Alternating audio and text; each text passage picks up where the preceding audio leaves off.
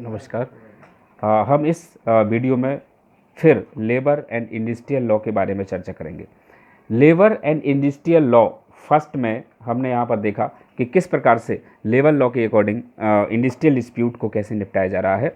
तो एक third machinery के बारे में फिर बात करें, और थर्ड मशीनरी में हम देखेंगे आर्बिट्रेशंस के माध्यम से कैसे मामला निपटाया जा सकता है।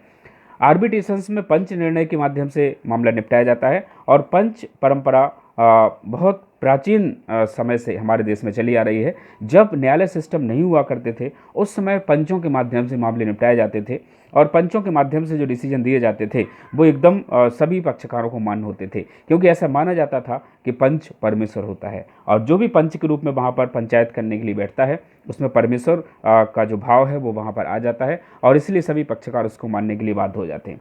तो यहाँ पर भी जब कोर्ट सिस्टम पर अधिक लोड होने लगा तो ऐसी स्थिति में लोक अदालत आदि या मध्यस्थम एवं सुलह अधिनियम के अकॉर्डिंग जो कार्रवाइयाँ हैं उन पर ज़्यादा महत्व दिया जाने लगा है।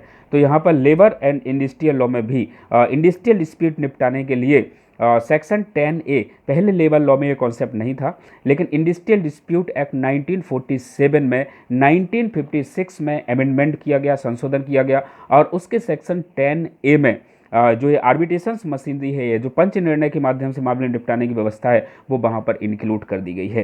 तो अगर पक्षकार चाहें, दोनों पक्षकार अपने एक लिखित एग्रीमेंट के द्वारा, अपने एक लिखित सहमति के द्वारा एप्रोप्रिएट गवर्नमेंट से निवेदन कर सकते हैं कि हमारा जो इंडस्ट्रियल डिस्प्यूट है वो पंच की सहायता से हम निपटाने के लिए तैयार हैं। एप्रोप्रिएट गवर्नमेंट को इसमें कोई भी दिक्कत नहीं होती है।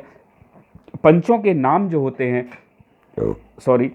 पंचों के नाम जो होते हैं वो गवर्नमेंट के पास पूरी एक पैनल होती है, और उस पैनल में से उनको पंचों के नाम वहाँ पर चुनने पड़ते हैं, और दोनों ही पक्षकार वहाँ पर अपनी लिखित सहमति सरकार के पास जब देते हैं, समुचित सरकार के पास जब देते हैं, तो सरकार उसको पंच निर्णय के माध्यम से निपटाने के लिए सहमति दे देती है। तो पंच निर्णय के माध्यम से मामले निपटाने के लिए दो चार चीज़ें वहाँ पर अस्तित्व में होना जरूरी है। वो कौन कौन से एसेंशियल एलिमेंट्स होते हैं? नंबर 1, सबसे पहला एसेंशियल एलिमेंट्स तो ये है कि कोई भी इंडस्ट्रियल डिस्प्यूट अस्तित्व में हो या आने की संभावना हो, तो ऐसी स्थिति में तुरंत ही वहाँ पर एप्रोप्रिएट गवर्नमेंट से निवेदन किया जा सकता है। और दूसरी बड़ी बात यहाँ पर यह है एसेंशियल एलिमेंट्स में कि जिस इंडस्ट्रियल डिस्प्यूट को आर्बिट्रेशंस के माध्यम से निपटाने की बात हो रही है वो इंडस्ट्रियल डिस्प्यूट एक्ट को निपटाने के लिए पहले से कोई रेफरेंस ना किया गया हो। पहले से कोई रेफरेंस से मतलब है कि ना उसको एडजुडिकेशंस मशीनरी में रखा गया हो, ना उसको कॉन्सिलेशंस मशीनरी में रखा गया हो, पहली बार फ्रेश में ही वो पंच निर्णय के माध्यम से निपटाने की वहाँ पर बात हो रही हो। तो ऐसी स्थिति में सरकार वहाँ पर बात कर सकती है, और सरकार उस पर चर्चा करके परमिशन दे सकती है कि ये पंच निर्णय के माध्यम से या आर्बिट्रेशंस मशीनरी के माध्यम से निपटाया जा सकता है।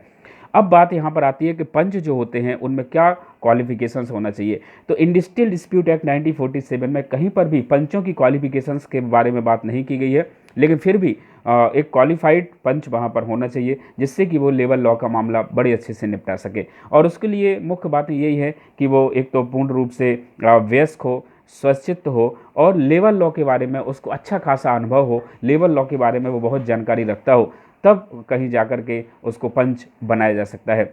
तो पंचों के बारे में जो बहुत बड़ी बात यह है कि उनको कम से कम एक्सपीरियंस होना चाहिए, और अच्छा एक्सपीरियंस उनको लेबर लॉ के बारे में हो, तब जाकर के उनको पंच पैनल लिस्ट में गवर्नमेंट के पास रखा जा सकता है।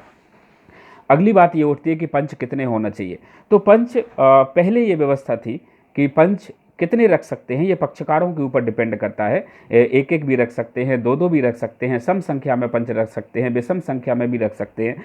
तो पंचों की संख्या वहाँ पर कोई निर्धारित नहीं है। जिस प्रकार का मामला है उस प्रकार से पंच दोनों पक्षकार मिलकर के एक लिखित एग्रीमेंट करके वो वहाँ पर पंच रख सकते हैं। लेकिन पहले समस्या ये आती थी कि जब दोनों सम संख्या में पंच वहाँ पर रखे गए, मान लीजिए ए पार्टी के द्वारा 2 पंच रखे गए, बी पार्टी के द्वारा 2 पंच रखे गए, तो इस प्रकार से जब वो मामला सुनते हैं और समान वहाँ पर बहुमत में जब उनका निर्णय बढ़ जाता है तो 2-2 में वहाँ पर बढ़ जाता है, तो ऐसी स्थिति में जजमेंट नहीं हो पाता है।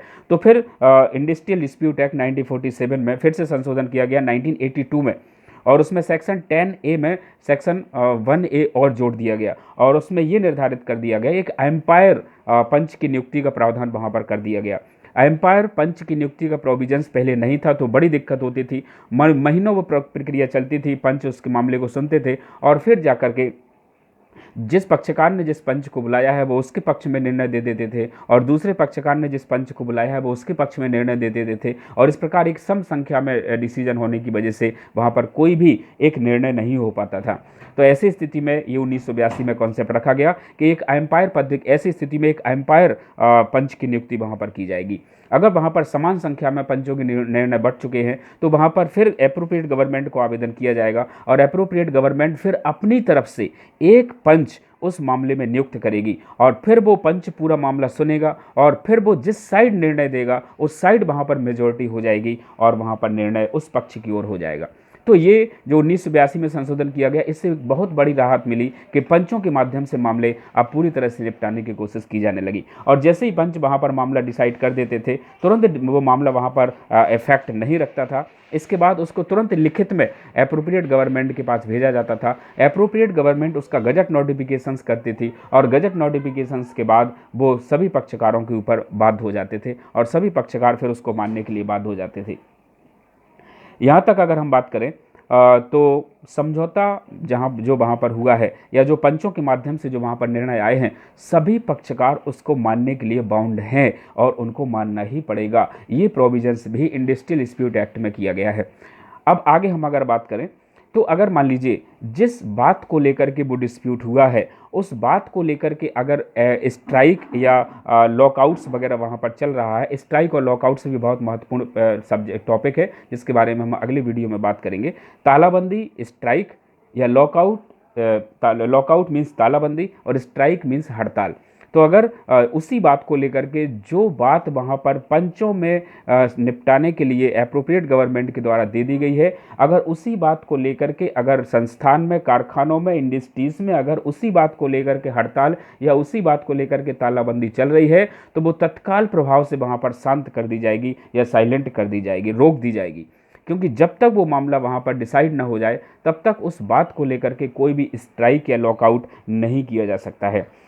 इसी एक्ट में पंचों की सहायता के लिए अगर पंच चाहें तो एप्रोप्रिएट गवर्नमेंट से निवेदन करके अपनी सहायता के लिए वहाँ पर असिस्टेंट भी नियुक्त करवा सकते हैं। अगले मुद्दे की बात ये होती है कि पंच की फीस क्या होगी। एक्ट में कहीं पर भी पंचों की फीस या उनके मेहनताने की बात नहीं की गई है, लेकिन रीजनेबल तरीके से जो दोनों पक्षकार उनकी फ़ीस वहाँ पर देंगे और उनको आने जाने का, जहाँ से वो बुला रहे हैं उनको आने जाने का व्यय भी उनको पूरा दैनिक दिया जाएगा। ये प्रोविजंस वहाँ पर किए गए, लेकिन कितनी होगी ये समय समय पर एप्रोप्रिएट गवर्नमेंट के द्वारा निर्धारित करी जाएगी। अगली बात यहाँ पर देखें कॉन्फिडेंशियल के बारे में।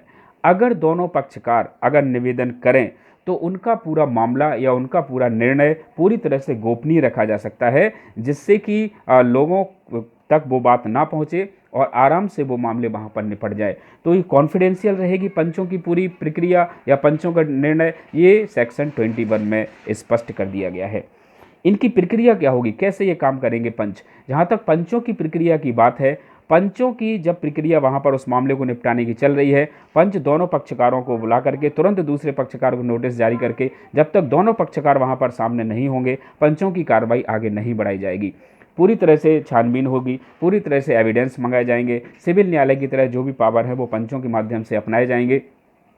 पंच की प्रक्रिया में मुद्दे की बात यह है, महत्वपूर्ण बात यह है कि पंच की पूरी प्रक्रिया में एडवोकेट का या वकील साहब का कोई रोल नहीं रहेगा। वकील को वहाँ पर वकील साहब को पूरी इस पंच की प्रक्रिया में या आर्बिट्रेशंस जो प्रक्रिया है उससे दूर रखा गया है और वो जो भी बात है वो पंच ही पक्षकारों से कहेंगे और पक्षकार ही अपनी बात पूरे पंच के जैसे कहेंगे। ये इसलिए यहाँ पर दूर रखा गया है जिससे कि ये ना लगे कि ये न्यायालयीन प्रक्रिया चल रही है और बड़े आराम से व्यक्ति जो पक्षकार हैं वो अपनी बात पंचों से कहें और पंच जो भी बात है वो उनके माध्यम से उन पक्षकार पंच से बात करें और पंच पक्षकारों से बात करें। इस प्रकार से कोई भी मीडिएटर्स वहाँ पर अपना रोल ना निभाए और इसलिए पंचों की प्रक्रिया में किसी भी प्रकार से वकील की वहाँ पर भूमिका नहीं रखी गई है। अब यहाँ पर बात उठती है कि अगर पंच आपने किसी को नियुक्त कर दिया है तो उसको किन कंडीशंस में हटाया जा सकता है। तो 3 बातें वहाँ पर आती हैं जहाँ पर पंच को अपने पद से हटाया जा सकता है। पहला, पंच की पूरी प्रक्रिया में अगर उस पंच की मौत हो जाए, उसकी अगर डेथ हो जाए तो वहाँ पर पंच उस प्रक्रिया से बाहर हो जाएगा, उसको वहाँ पर दूसरा पंच नियुक्त करना पड़ेगा, तब तक के लिए पूरी पंच की प्रक्रिया रोक दी जाएगी।